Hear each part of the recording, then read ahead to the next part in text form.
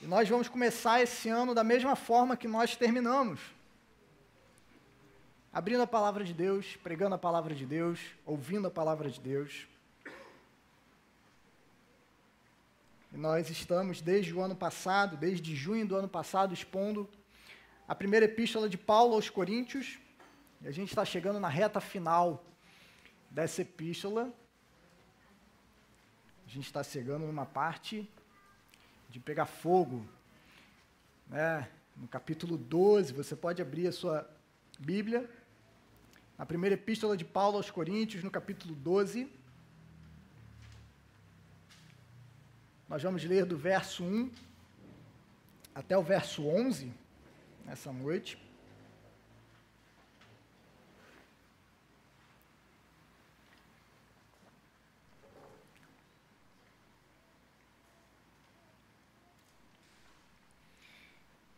Eu quero te convidar a fazer essa leitura de pé, em reverência à palavra do Senhor. Então, se você já achou, você fique de pé. Nós vamos ler a palavra de Deus.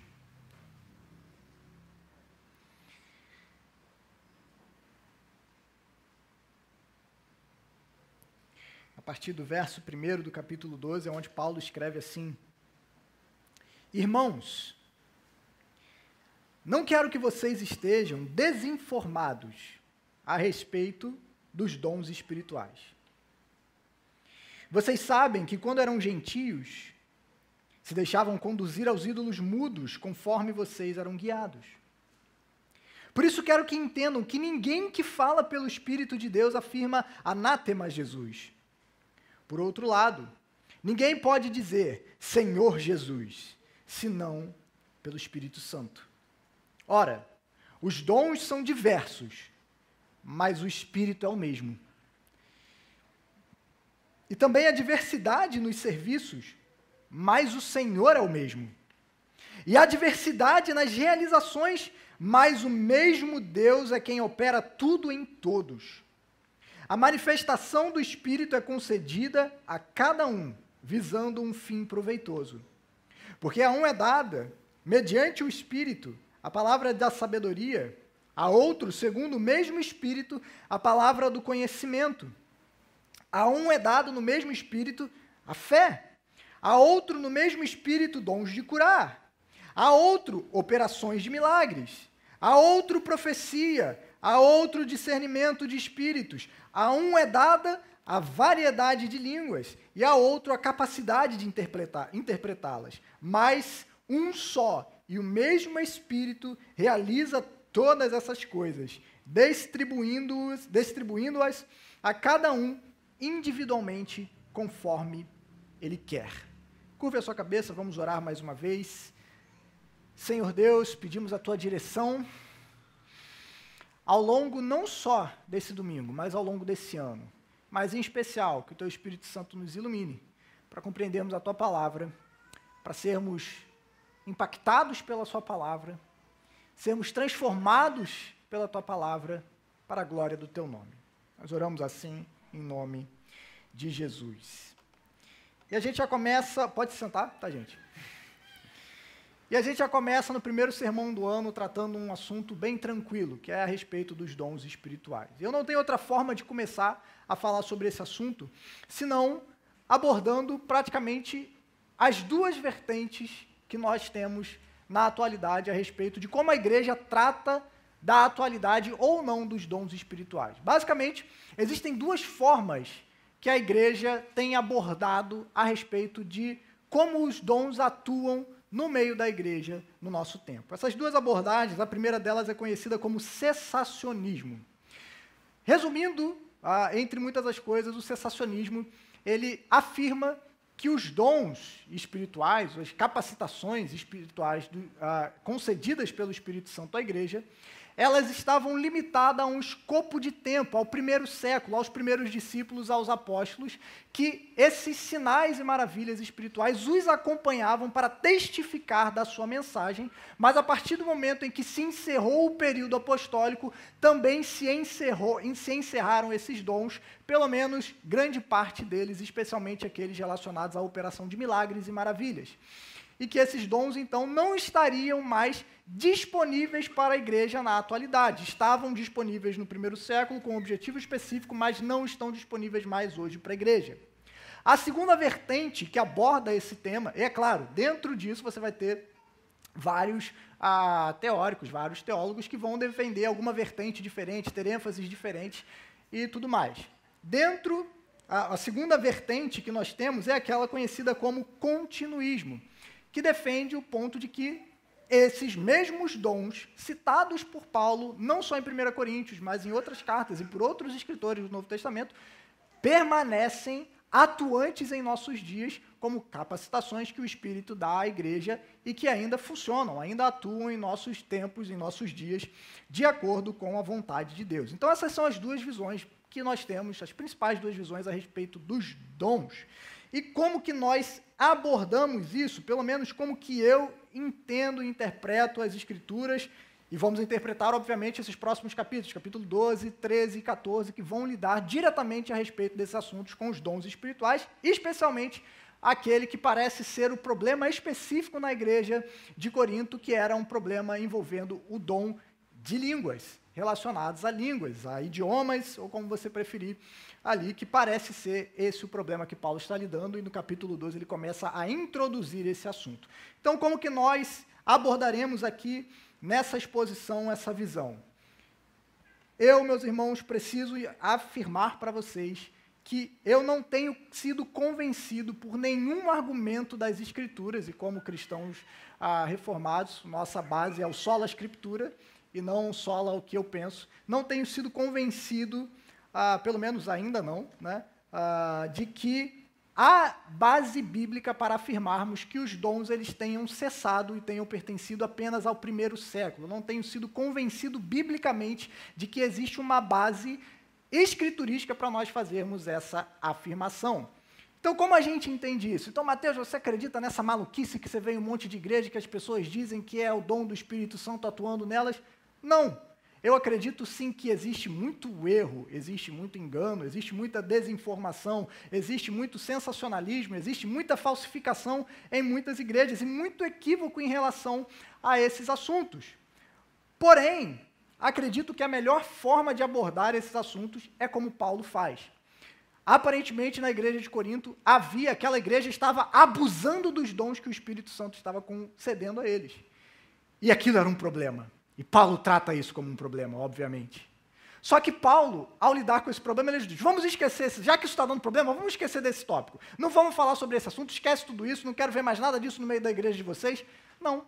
Paulo instrui a igreja para que eles aprendam e reflitam sobre esse assunto de maneira bíblica e de maneira ordenada, da maneira como Deus deseja que aquilo fosse feito, especialmente no culto público, que Paulo ainda está abordando esse assunto, da igreja reunida no culto, ele está tratando desse assunto da manifestação dos dons, obviamente, especialmente ali na relação da igreja quando se reúne para adorar. E Paulo, então, vai tratar textos famosos sobre o dever de termos ordem na igreja, e a gente vai abordar mais isso nos assuntos mais para frente, quando Paulo, de fato, trata isso, especialmente no capítulo 14.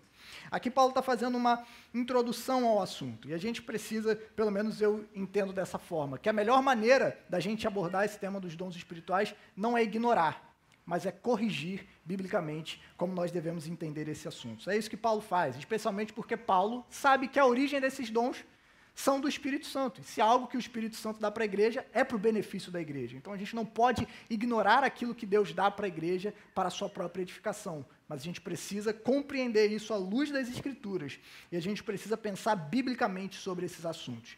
Então, basicamente, é claro, como eu falei aqui, creio que em nossos dias o que nós precisamos é voltar para Paulo, voltar para as Escrituras e ouvir o que ele tem a nos ensinar sobre esse tópico, sobre esses assuntos, sobre essas questões. Eu sei que esse é um tópico que tem muita coisa a se desenvolver, a gente não vai conseguir se aprofundar nesses assuntos propriamente ditos, porque a gente vai focar aqui na exposição do texto, naquilo que Paulo está tratando. Outros tópicos a gente pode discutir em outras ocasiões, aí nas nossas imersões, a respeito de maiores detalhes. Mas seguiremos essa perspectiva na exposição desse texto, de que esses dons permanecem atuantes na igreja em nossos dias e que nós precisamos compreendê-los à luz da palavra de Deus e experimentá-los de acordo com o que Deus espera de nós. Então, Paulo, ele está voltando mais uma vez a atenção dessa igreja para aquilo que acontece quando essa igreja está reunida. Basicamente, desde o capítulo 8,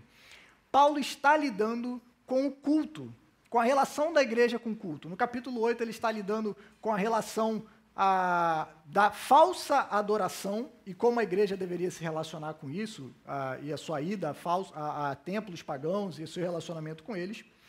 E a partir do capítulo 11, Paulo começa a tratar a respeito das questões relevantes a homens e mulheres no culto, a respeito da ceia, e agora ele está falando da ordem, como a igreja deve se organizar a respeito das manifestações do Espírito Santo, das capacitações do Espírito Santo no meio deles. Então, Paulo volta a falar sobre o culto, e como esse culto ele deve ocorrer de maneira ordenada para a glória de Deus. No culto público deve haver uma edificação mútua, e não um tipo de espiritualidade individualizada, como parece ser um dos problemas na igreja de Corinto. Nós sabemos e percebemos que essa igreja, já falamos isso no início da exposição dessa carta, que a igreja de Corinto tinha uma visão muito equivocada a respeito de si mesmo, a respeito da presença do Espírito Santo no meio deles e a respeito do tempo em qual eles viviam. De uma certa forma, eles acreditavam, a gente tem falado aqui, usado esse termo técnico, que eles viviam como se estivessem numa espécie de escatologia ultra-realizada. O que significa esse termo tão difícil? Basicamente, eles acreditavam que eles já viviam numa espécie de céu na terra e que eles já experimentavam uma espécie de realidade espiritual acima dos outros seres humanos. E provavelmente isso estava sendo refletido na relação deles com os dons, especialmente aquele que parece ser o dom problemático na igreja de Corinto, que é o dom de línguas, no qual aparentemente essa igreja tinha uma certa fascinação por esse dom, inclusive uma certa ênfase a respeito desse dom por causa dessa realidade. De alguma forma, parece que eles acreditavam que esse tipo de manifestação de línguas representava justamente o fato de que nós já estamos vivendo numa realidade elevada. Falamos línguas diferentes e, de certa forma, já experimentamos essa realidade. Paulo, então, escreve para deixá-los cientes. Ele começa dizendo: não quero que vocês estejam desinformados a respeito dos dons espirituais.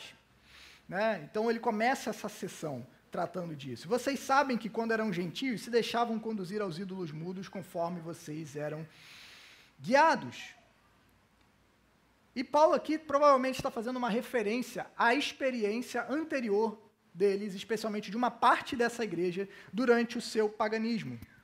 Como pagãos, eles haviam experimentado uma espécie de realidade daquilo que existia também nos cultos aos ídolos, uma espécie de fala inspirada, na qual eles experimentavam uma espécie de êxtase, aonde havia ali uma certa manifestação também muito semelhante ao evento das línguas dadas pelo Espírito Santo. Portanto, Paulo está descrevendo que o simples fato de que esse dom era manifestado no meio deles, não era prova de uma demonstração de que o Espírito Santo, de fato, era quem estava fazendo aquilo no meio deles. Os dons, para Paulo, não são uma espécie de aferidores de nível de espiritualidade em um indivíduo, em uma igreja. Paulo vai dizer que não faltava nenhum dom àquela igreja. Lá no início da carta ele vai dizer: não falta nenhum dom a vocês. Mas ainda assim a igreja de Corinto era uma igreja imatura. Ainda assim a igreja de Corinto era uma igreja carnal. Ainda assim a igreja de Corinto era uma igreja no que faltava de fato a maturidade vinda pelo Espírito Santo. Tanto que o que Paulo vai dizer é que não é a presença desses eventos no meio deles que deve fazer eles acharem que por conta disso eles já vivem essa espiritualidade, somos mais elevados, somos superiores de alguma forma, porque o que importa é o conteúdo daquilo que está sendo abordado. Numa das frases talvez mais difíceis de compreender da Epístola de Coríntios, Paulo vai dizer: por isso quero que entendam que ninguém que fala pelo Espírito de Deus afirma anátema a Jesus. E os principais estudiosos da Epístola de Coríntios, eles debatem sobre o que isso significa. Será que haviam pessoas na igreja de Corinto que, alegando falar pelo Espírito Santo, de alguma forma amaldiçoavam a Jesus? E por isso Paulo está precisando corrigir aquela igreja e dizer assim, olha, ninguém que fala pelo Espírito Santo pode amaldiçoar Jesus. Há uma hipótese bem distante de que talvez as pessoas estavam usando o nome de Jesus para amaldiçoar outras pessoas. Então, maldito seja fulano de tal em nome de Jesus.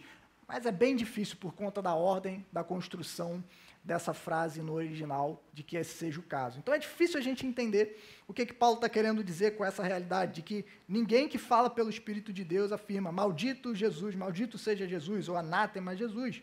Mas o que é claro para nós é que, por outro lado, ninguém pode dizer Senhor Jesus, senão pelo Espírito Santo de Deus. No passado, eles eram conduzidos aos ídolos mudos, mas agora que o Espírito Santo habitava naquela igreja, eles são conduzidos a uma confissão máxima da fé, que é a afirmação, a confissão mais primitiva que nós temos do cristianismo é essa: Jesus é o Senhor.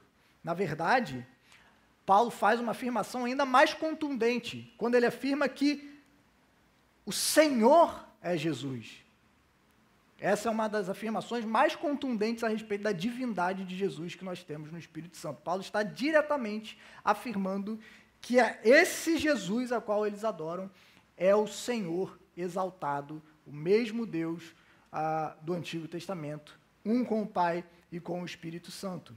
Então, a atuação do Espírito Santo, basicamente o que Paulo está dizendo nesses 3 primeiros versos, é algo que vai ecoar no restante dessa carta.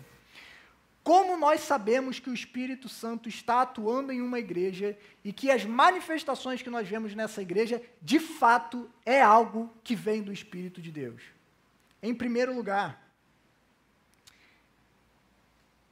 tudo aquilo que o Espírito Santo faz no meio da igreja é visando a exaltação de Cristo como Senhor.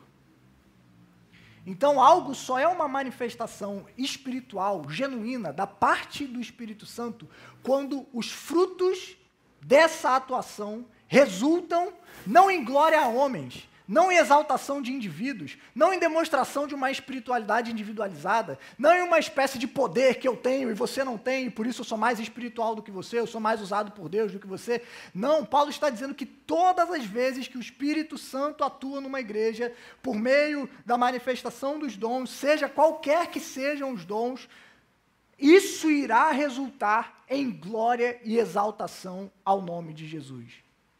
Você pode ir numa igreja que tem muito barulho, que tem muita alegação de que o Espírito Santo está agindo ali, mas se Jesus não está sendo glorificado no meio dessa igreja, o que você tem ali, como diriam alguns teólogos, é fogo estranho. Não é algo que vem da presença do Senhor. Embora possa ter origem na capacitação do Espírito Santo, mas as pessoas podem estar usando esses dons de maneira equivocada, abusando desses dons, como parece ser o caso da igreja de Corinto.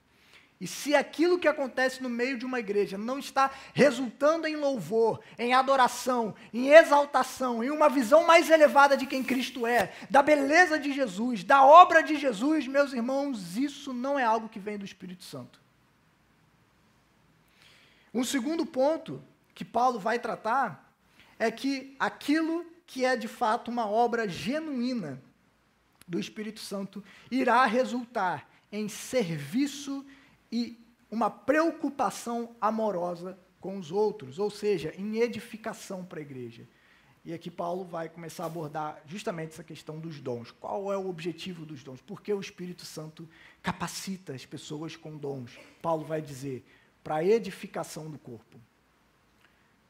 Para a edificação do corpo de Cristo Jesus. Um dom não é nunca usado para benefício próprio, para autopromoção, para autoexaltação, mas para a glória de Cristo e para a edificação do corpo, a igreja. A verdadeira comprovação de que algo tem a sua origem no Espírito Santo é que essas ações glorificarão a Jesus e edificarão a igreja. Então, a prova de que aquilo que acontece numa igreja é, por exemplo, um verdadeiro avivamento, no qual o Espírito Santo está atuando e está capacitando uma igreja com dons. Perceba, e Paulo vai falar aqui de diversidades de dons. Isso só de fato tem a sua origem no Espírito. se o fruto tem sido, Jesus tem sido glorificado e a igreja tem sido edificada.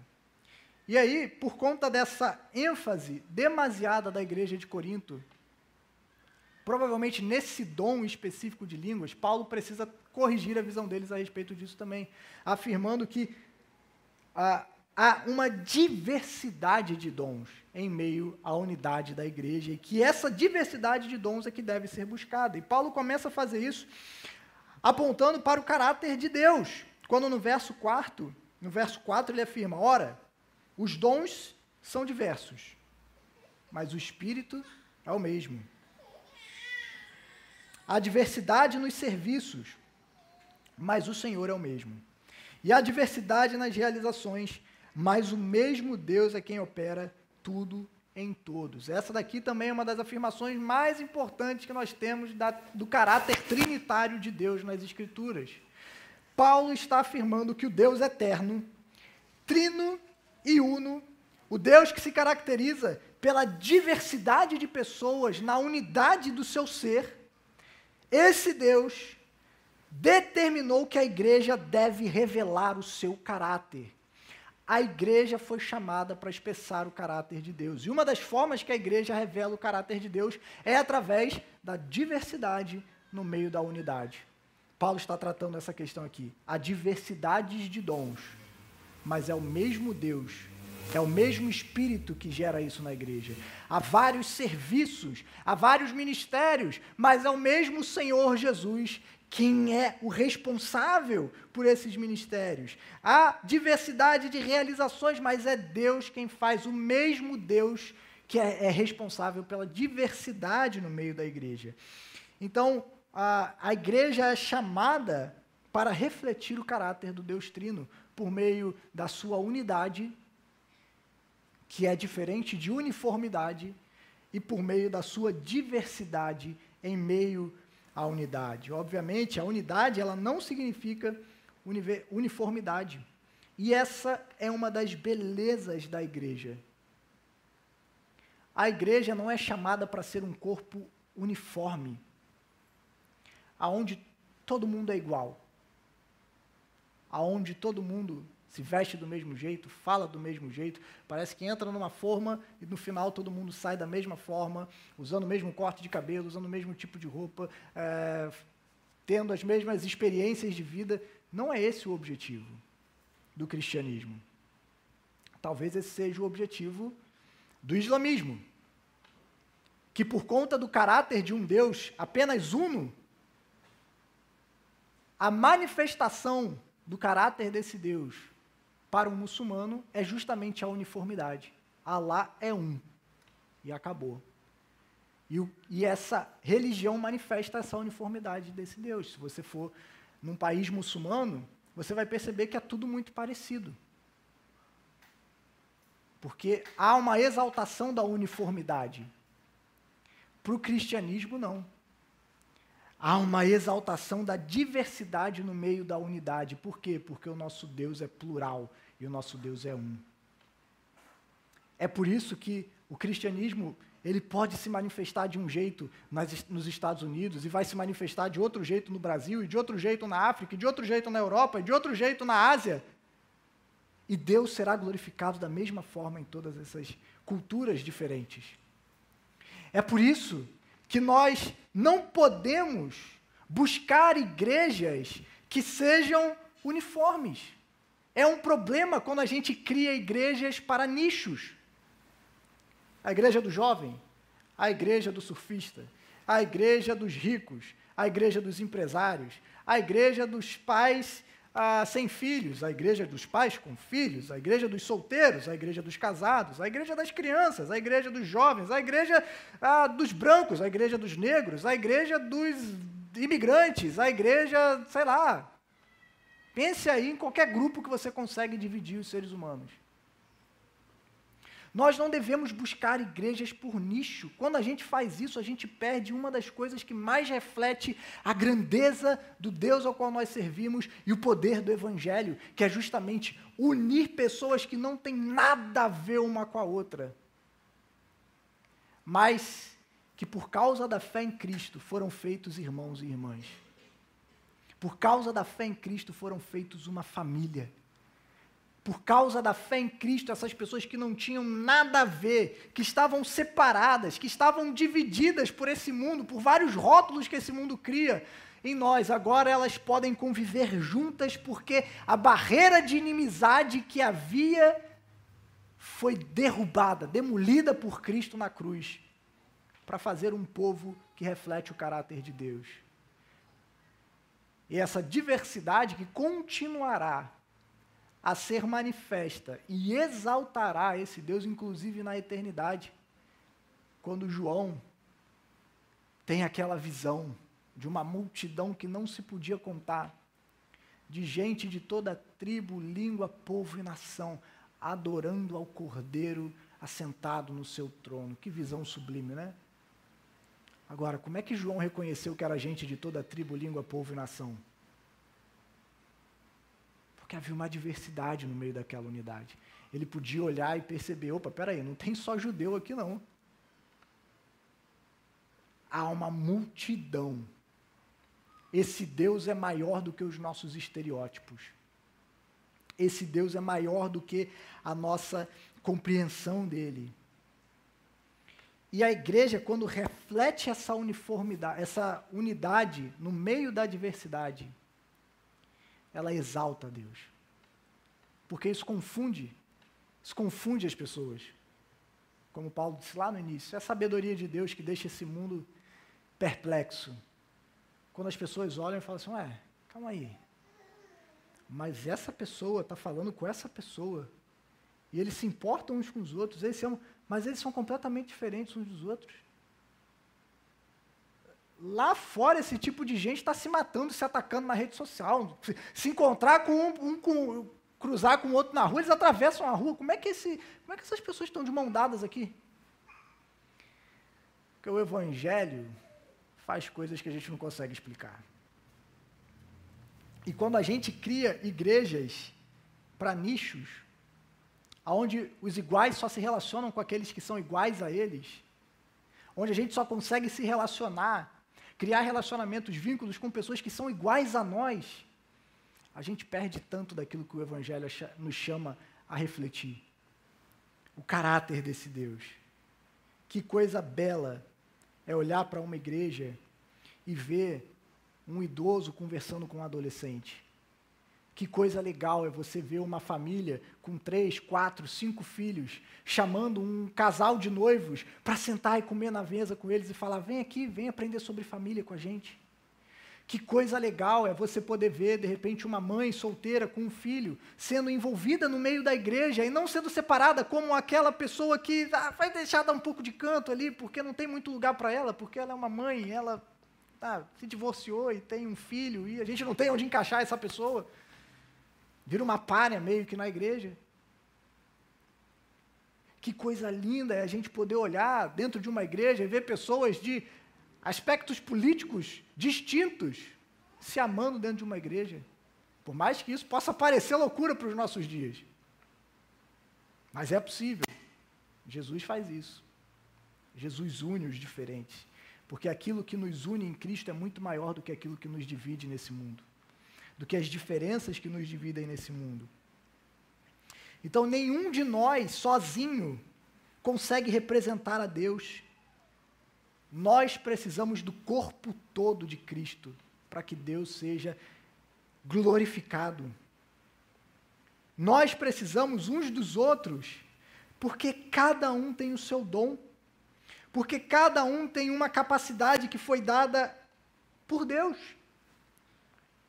de acordo com os seus propósitos, para a glória do seu nome e para a edificação da igreja. Deus distribui dons conforme Ele quer. Na verdade, a igreja de Corinto estava justamente não refletindo uma unidade, mas uma separação. A maneira como eles estavam lidando com os dons no seu meio revelava uma desunião e uma falta de amor no meio dessa igreja.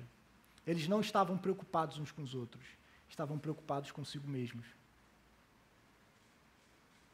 Não havia amor naquela igreja. É por isso que Paulo vai escrever o famoso, talvez o texto mais famoso de 1 Coríntios, capítulo 13. O famoso capítulo sobre o amor, que a gente prega em casamento, que a gente fala, a gente escreve para quando a gente está apaixonado, para a nossa namorada, para o nosso namorado.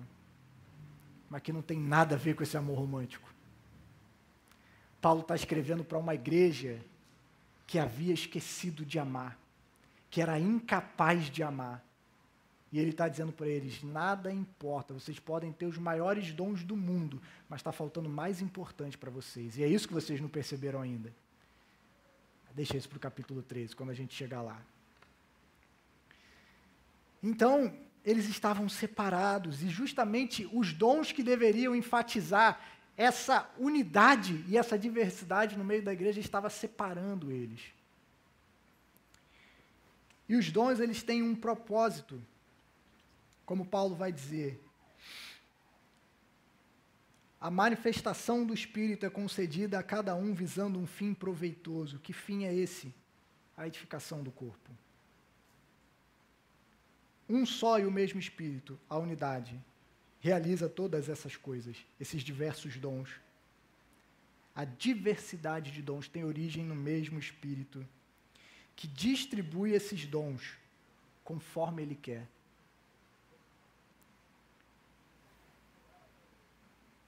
Esses dons, eles devem ser uma demonstração de amor e serviço ao próximo. Não uma forma de exaltação e glorificação própria, nem de projeção pessoal. Os dons não devem ser motivos de orgulho e de vanglória. Não é algo para a gente fazer igual o Kiko, né? Eu tenho, você não tem. Olha, Chaves, o meu sanduíche de presunto. Não, meus irmãos, que visão pequena. Se Deus te deu um dom, é para o seu irmão, não é para você. Se Deus tem te abençoado com algo, não é para o seu benefício próprio. Você entendeu tudo errado. Não é para uma autoexaltação. Não é para que você seja apto para subir no altar. Não. É para serviço. É para o cuidado, é para o amor, é para a edificação. Como alguns dizem, gostam de ressaltar, uma árvore não come do seu próprio fruto, né?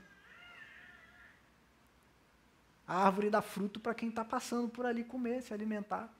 Ela não dá fruto para si mesma. Os dons, eles são frutos da ação soberana do Espírito na vida do crente. Eles são expressões da graça de Deus. E Deus distribui conforme Ele quer, não por mérito. Se você recebeu algum dom da parte de Deus, não é porque Deus olhou para você e falou, você está merecendo, meu filho. É porque Deus é gracioso. E Ele escolheu te usar. Por quê? Porque Ele quis. Porque Ele é soberano. E Ele faz do jeito que Ele quer. E Ele escolhe até vasos de barro como você. Para não usar aquela frase ofensiva, já usando, né? Deus usou uma mula. Pode usar você também, meu irmão. Mas Deus distribui seus dons não porque você merece, não porque você é tão legal, porque você é tão incrível, tão dedicado à obra, uma pessoa tão exemplar. Ele vai dar um dom para um dom para outro. Visando a edificação do corpo, visando aquilo que lhe agrada.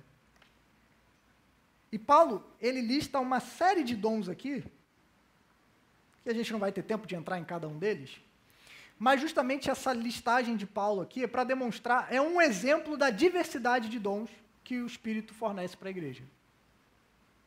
É claro, há muita tratativa de pessoas tentarem identificar exatamente o que cada um desses dons significa, mas não parece que esse é o propósito de Paulo nesse momento, e nem de separar por categorias, como a igreja posteriormente foi fazendo. Não, aqui tem dons de instrução, dons disso, dons daquilo, papapá. Não parece que esse é o interesse de Paulo, pelo menos não aqui. Paulo só está listando uma série de dons, talvez aleatórios, existe sim alguma lógica no que Paulo está dizendo, porque ele está usando alguns termos que foram trabalhados em toda a epístola de Coríntios, como sabedoria, como conhecimento, especialmente a questão relacionada a línguas, que é o problema que ele vai tratar mais à frente. Mas, aparentemente, ele está lidando aqui mostrando para a igreja, olhe como esse mesmo Espírito fornece uma diversidade de dons. Provavelmente aqui já enfatizando o problema que a igreja de Corinto tinha em dar muita atenção para um dom específico, a saber, o dom de línguas. E aí está dizendo, não, meus irmãos, olha quantos dons Deus tem, distribui conforme Ele quer. Essa não é uma lista exaustiva, existem outras listas de dons, inclusive em 1 Coríntios, em Romanos, em outros textos, que essa não é, obviamente, uma lista exaustiva, só existem esses dons, existem outros que o Espírito Santo também capacita a igreja com os seus objetivos. Então, a gente não vai expor aqui cada um deles, até por causa do tempo, senão a gente ia ter muito tempo aqui, mas Paulo está justamente caracterizando, mostrando que essa diversidade de dons é gerada pelo mesmo Deus. E vocês devem buscar isso na igreja. Não apenas enfatizar um dom, mas buscar aquilo que glorifica ao Senhor.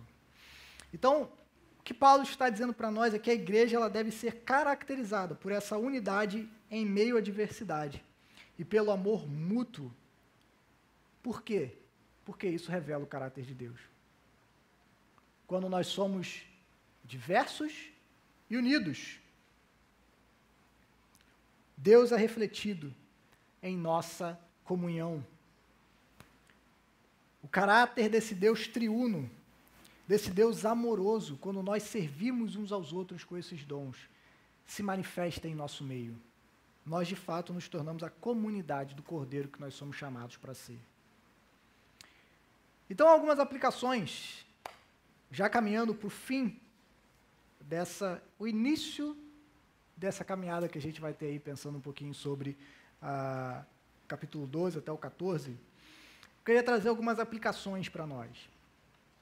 E a primeira delas é, cuidado com a aparência de religiosidade.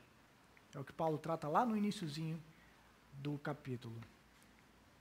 Não é porque necessariamente algo externamente parece ser espiritual que aquilo é espiritual de verdade.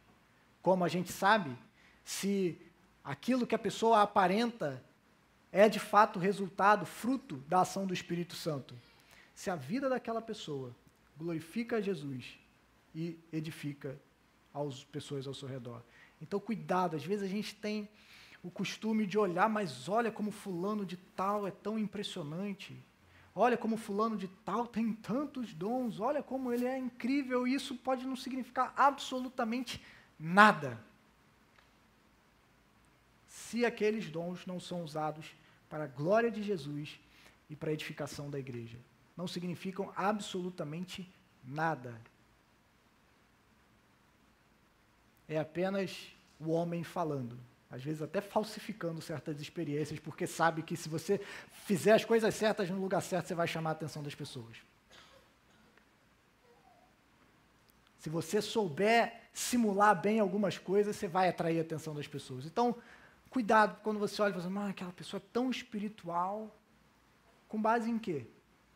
Simplesmente naquilo que ela externa?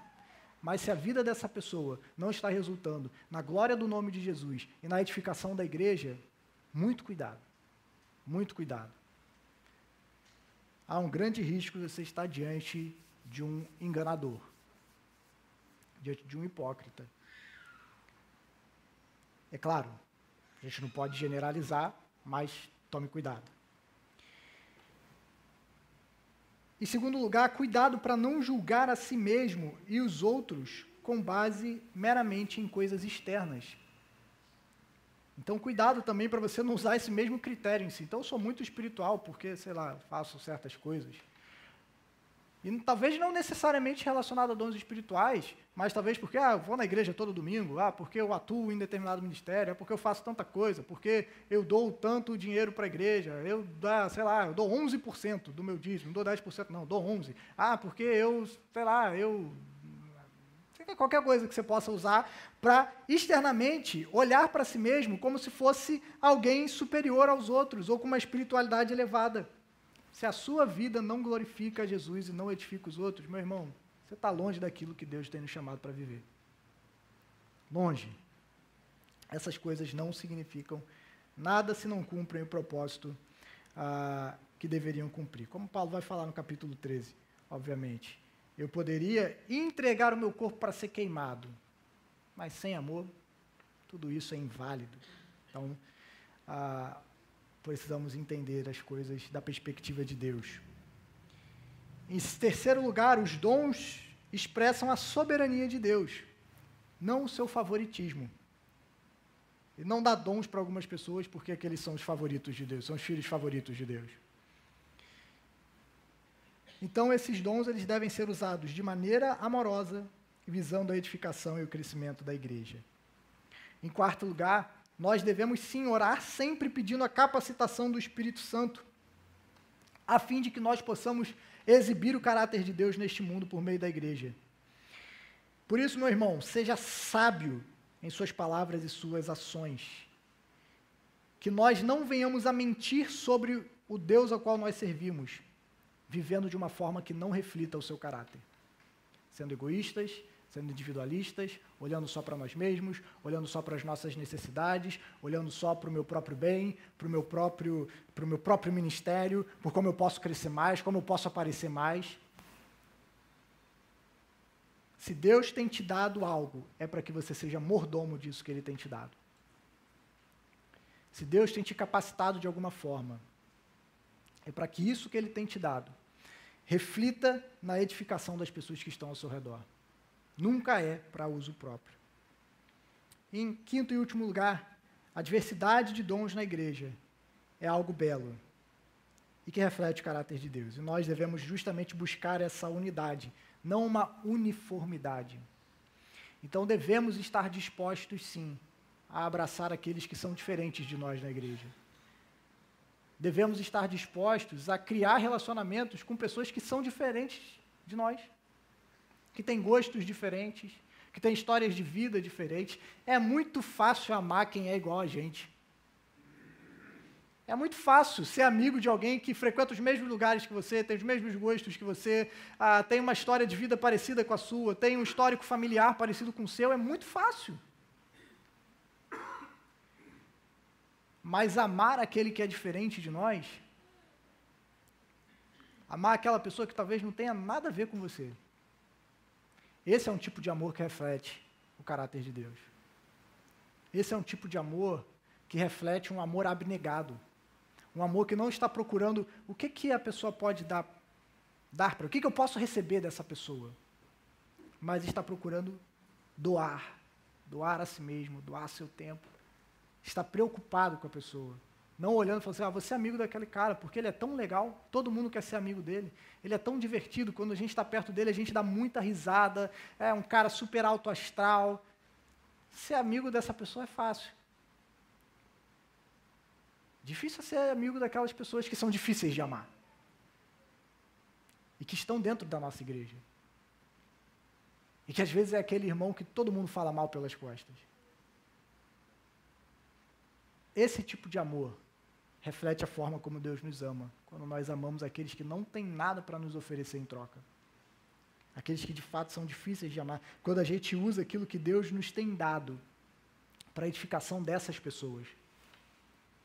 Não só aquelas pessoas tão legais e higienizadas e divertidas, mas aqueles que Deus tem colocado ao nosso redor. E ao amá-los, ao trazermos essas pessoas diferentes de nós, a igreja se torna capaz de testemunhar o poder do Evangelho de uma forma surpreendente. Porque esse mundo não consegue entender como que isso funciona. Olhe para as pessoas que estão ao seu redor nesse momento.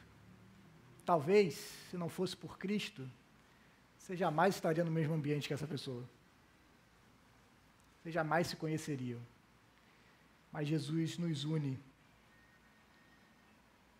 E essa diversidade no meio da unidade reflete o caráter e a glória de Deus. E isso só é possível por meio do Cordeiro que morreu na cruz para nos unir. Por meio do sangue de Cristo é que nós podemos ser um. Sermos diversos, sim, e sermos um. Como a gente foi aqui quando a gente estava cantando, né? Várias vozes, mas ao mesmo tempo louvando um só Deus em uma só voz. O nosso culto reflete a diversidade e a unidade. Era isso que estava faltando na igreja de Corinto. E é isso que não pode faltar na nossa igreja. Eu quero te convidar a ficar de pé. A gente vai orar.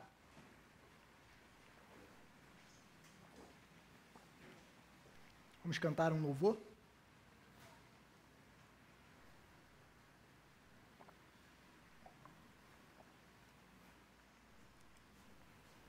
Senhor, obrigado.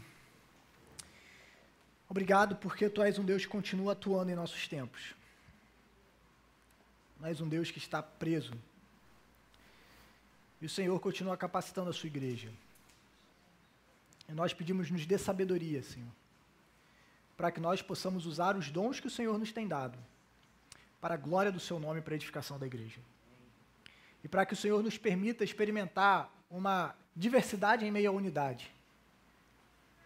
Não nos deixe ser, Deus, uma igreja acomodada nos nossos preconceitos. Não nos deixe ser uma igreja acomodada nas nossas preferências. Nos ajude a acolhermos os diferentes.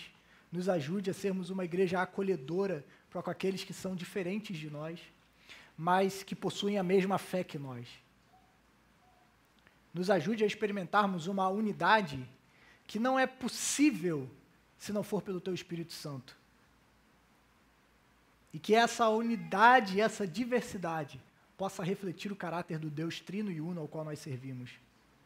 E testemunhar do poder do Evangelho, que por meio da morte de Cristo Jesus, é capaz de unir pessoas tão diferentes umas das outras. Para a glória do Senhor e para a edificação da Sua igreja. Que o Senhor nos ajude, em nome de Jesus. Amém.